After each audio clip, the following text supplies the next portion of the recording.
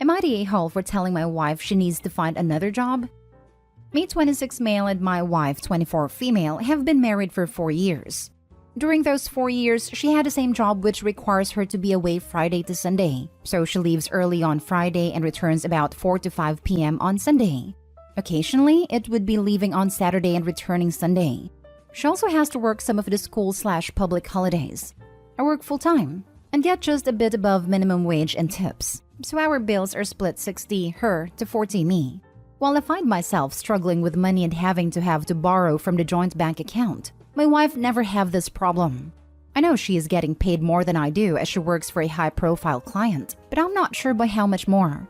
She also wouldn't tell me what exactly she is doing. All I know is that it is connected to her degree and it is 100% not erotic work or nothing in that industry.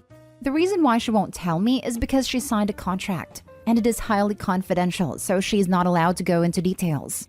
She does chores around the house but doesn't cook. She admits herself she is a bad cook and hates it. Instead, she would order either those pre-made healthy meals she then heat up for herself or take away. When I'm home and she hasn't ordered, she will order for me too. So most of the day while I'm working, she's either in our house chilling, watching TV, playing video games, reading or exercising, or shopping or in the gym. Over the years, I got annoyed with this and have asked her to find another job so she has something to do while I'm working instead of wasting her day. She told me she is not wasting her day, but relaxing, and her job pays her enough so she can afford the lifestyle she wants. I said it is not fair on me, as I come home tired while she has done nothing all day. To which she said I can find another job or a different job, but I am an a-hole for wanting her to find another job because I feel tired when coming back from work, when she has already got a job she loves. After this, she won't talk to me. I have spoken to my family, and while my parents agree with me that she needs to work, my sisters took my wife's side and called me a massive a-hole. Edit, I'm not saying she needs to quit the job she has. I'm saying she needs to find another job to do during her free time. Could be a part-time one, since she doesn't really do much during the day. Now for the top comments. You're the a-hole. You have no right to make your wife leave her clearly very good job just because you feel it's unfair to you. She gets paid well and gets to relax, but you'd rather she suffer working the same way you suffer than you having financial security. If it bothers you this much, how about you start looking for another job that pays more and demands less? Edit. OP, your edit that she needs to find a second job doesn't make this any better. In fact, it makes it worse. You're the a-hole. The only person who needs another job is you, so you can actually pay your half of the bills. So you want her to work 2 jobs and be tired because you work one and you're tired? How is that even remotely fair? You're the a-hole. Opie would have hated me. I saved up a bunch of money and lived off of it because I could. I only did my fair share of the housework because I paid my share of the bills. Why would I do more just because I have more free time? I paid for that time, and Opie is an entitled jerk. YTA. Your reason for wanting her to do is just because you feel jealous and emasculated. I am suffering, therefore she must suffer too, so I don't feel as bad. This is exactly how it reads. Opie is jealous she has days each week to live her life. He wants to force her into long, hard minimum wage labor just like he does. Girl has found peace and balance. Opie should be striving to be like her.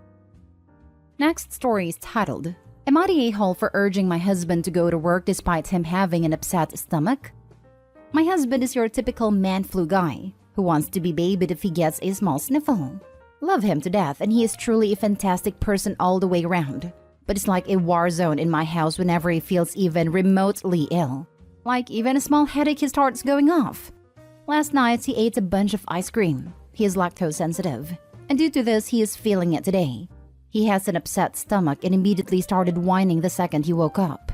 His whining is like him groaning really loud. Almost like he wants that to be the only thing you can hear. Heavily sighing kind of sounds like a toddler who is mad for not getting their way. So he was doing that and almost immediately following, starts asking me to cater to him. Fetch him ice water, run a cool shower, get him a towel, help him get motivated, etc. I don't have the time, energy, or patience for this today, especially knowing he caused it. We have 3 children who I need to tend to, a farm to run, multiple dogs to feed, and I work from home today and it's already 107 degrees and it's only 8 a.m. I don't have it in me to cater to him on top of it all. So he starts talking about taking the day off from work, and I told him he should go in and feel it out and see how he feels throughout the day. I said this after he told me he felt a bit better after a cold shower. I convinced him that maybe he wasn't drinking enough water. Anyways, by the end of it and lots of convincing later, he leaves for work. For all wondering? Yes, it's just because of the lactose sensitivity. We made sure, as we have rapid tests on hand. So he leaves, but calls me about 20 minutes ago and was like, "You just didn't want to deal with me at the house. That's it, right?" So I was honest and told him I had far too much to do today. So catering to him like he would fully expect had he stayed home would put far too much on my shoulders. And I wasn't willing to run myself on empty today. This is my only somewhat down day in comparison to other days, because I volunteer at the soup kitchen, run a charity program with the church, and I also lend a farmhand to other neighbors. So today was the only day I didn't have to do those extras and could focus on my work, farm, and kids. He says I'm an a-hole because I'm choosing to make him feel terrible and make him go to work, just because I didn't want to deal with it. I reminded him it was his fault he felt like that anyhow, and I'm not his mother. So if he wanted to stay home, he could tend to himself because I wasn't doing it today. He hung up but stayed at work. Am I the a-hole? Not the a-hole. It was entirely self-inflicted, like a hangover after drinking too much. Had he stayed home, I'd have recommended just getting on with your day as normal, as if he wasn't even there. Maybe it would have been good to see what you normally do every day, since it sounds like he may not respect it if he wants to be child number 4 when he's a little ill. This. If you get struck down with an actual illness like the flu, I get asking for help. I've had relatives drop off medicine or whatever. But if you caused your own problem, no one else should be obligated to do anything about it. Honestly, I've never needed my husband to take care of me when I was actually sick, like making good friends with a toilet sick or migraine sick. The most I've asked is for him to take over childcare, and if he wasn't busy, get an ice pack or some medicine. Both things I would do entirely on my own, even when it feels like someone's put an ice pick through my eye and keeps hammering it. Not the a-hole. First off, I hate the man cold trope. I'm not arguing if it exists. Clearly you've shown it does here. It just drives me nuts. Because I'm the type who is stubborn and refuses to be taken care of, even when I can barely walk due to being sick. Yet I've still gotten comments about having a man cold and whining unnecessary. Secondly, he brought it entirely on himself. He wants to be treated like an adult? He should act like one. That means making better decisions. If you struggled with lactose, don't eat a ton of ice cream. Problem solved. And having accountability for your own actions. He needs to grow up big time.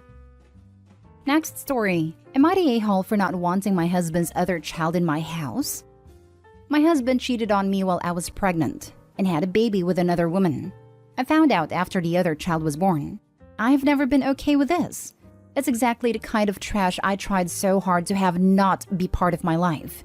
If it was possible, I would have divorced him by now. But I'm stuck at a legal dead end and it's not possible. We have a legal and emotional separation agreement though. Since he travels a lot in between the baby, my parents, and my career, I've been able to avoid thinking too much about it. Well, so I thought. It's been almost 2 years since then, and now he wants to bring that child into my house. I guess he has some kind of schedule with the other child's mother that includes visits, and he wants that visitation to be in what is technically still his residence. Absolutely not. I'm not a stepmother to any child, and unlike in most of these situations, the house we're living in is truly only mine. It's under my parents' names, but I got it when I got power of attorney and they had to go into a care home. I'm not having his kid in it. My husband and our family say that I need to deal with it, because I am still married, that I need to accept my stepchild, and that I'm a witch for excluding a baby and preventing siblings from having a relationship. I don't agree. This child may technically be siblings to mine, but I don't need to play mom to this kid to make a relationship happen. And I don't want any of this trash coming into mine or my child's safe space. Am I crazy for not wanting this child here? Edit. Why can't you get divorced? Why is he still living there? In my state, to file for divorce, both parties need to have been separated for over a year and living in separate residences, which requires one of us to move out. He doesn't want a divorce, so of course he won't move out. I can't make him because we're still married. In theory, I could move out and start the clock, but realistically, I can't. With a POA, I can't just abandon the house. I couldn't afford to anyway, but if I did, he would be able to remain there. I would eventually get a house back, but in the meantime, he could easily destroy it and then I'd have legal problems from that. To clarify on the separation agreement, Those don't technically exist in my state, but since we have it notarized, we could use it as an interim agreement on custody and a split on finances once the clock starts, and especially post-filing. Edit 2. Adultery/at fault. I can file based on adultery.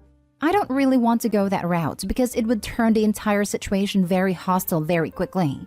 And I would still have to have him living here until we could get a court date, which could easily be months and months in the future anyway. I realize it already seems as hostile as possible right now, but day-to-day things are civil in a way that it wouldn't be if I did that.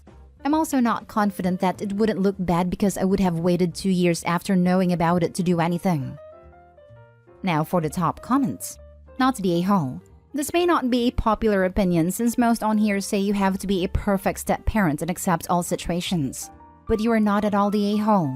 I was in a similar situation and still angry 30 years later. Don't let people tell you what to do or how you feel. It is your house. Tell the father to go someplace else. Also, typically the partner is aware of the spouse having a kid prior to moving/getting married. A step-parent that tells their partner they don't want anything to do with the kid in question is different as they knew before, so now they have to live with it as it was always part of the deal. This situation is different. She doesn't even want to be in a relationship with a father. It's exactly like all the other stories that we saw recently where the OP is divorced, and the ex want the OP to take care of the step/half-siblings for a weekend or something. And each time the OP is not a-hole. The only difference is that she is stuck living with the other parent.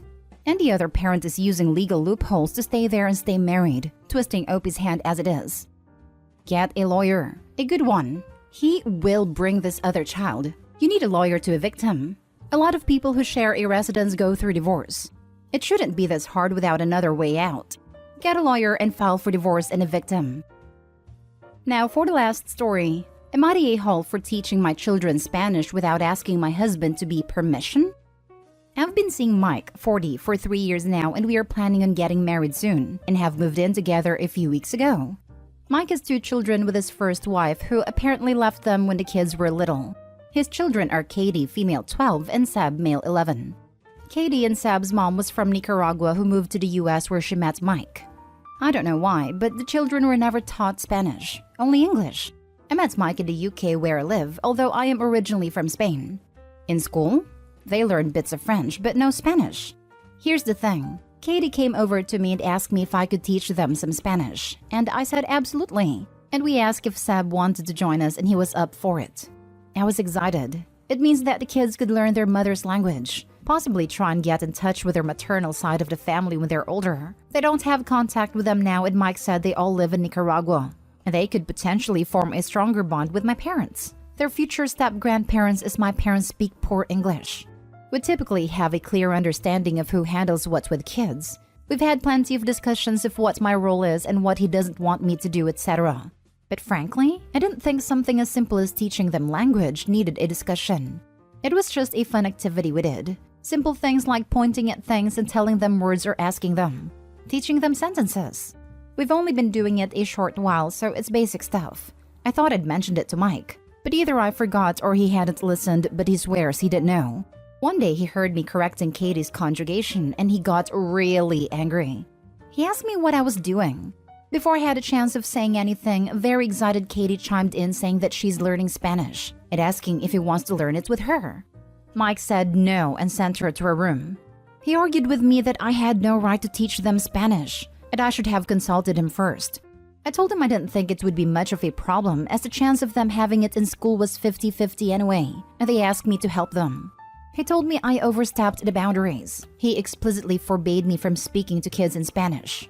I tried to understand why it was such a problem and ask him, but he told me to stop asking, said the topic was finished and tried to leave. I asked what he was hiding and he called me a witch, an a-hole, and some other names. This was the first time he ever insulted me in any way, shape, or form. He apologized later that day and said he didn't appreciate me teaching them things like that and asked me to please drop the subject. I talked with my friends, and some say I wasn't the a-hole, but some say that I should have asked him first and not teach kids anything without his permission. And I'm confused. Am I the a-hole for teaching them Spanish? Not the a-hole. There are 2 large problems here that I see and I think you heavily need to consider before marrying this man. 1. He is extremely controlling over things which do not matter and overreacts. If this was an actual thing that really affecting his children, I'd understand. But you are not. Even if he apologized later, his initial response should be a huge, giant, neon red flag. 2. He has forbidden you from speaking Spanish, which is a very blatant attempt to erase your language and culture from the household. You will never be able to be your own person around him, only the person he wants you to be. It's worrying for the kids. It absolutely is. But Opie is not married to him, so the truth of the matter is that they are not her children. There is nothing she can do but get herself out, unfortunately. Not the a-hole. The kids ask you, and there was no reason you would have had any reason to suspect that it would be a problem. It's a totally normal thing to do, and teaching a language is a great way to connect and bond with the kids, especially if they want you to. Based on the info you gave about your fiancé's history, I suspect the Spanish language is a sore spot for him because of his ex. But there's no way you could have known that, and his reaction was awful. Not the a-hole. I agree with your comment. However, he's gonna suck it up because he married a person from Spain. Like, and what if they have kids? She can't teach them Spanish either? I feel like his reaction was very over the top.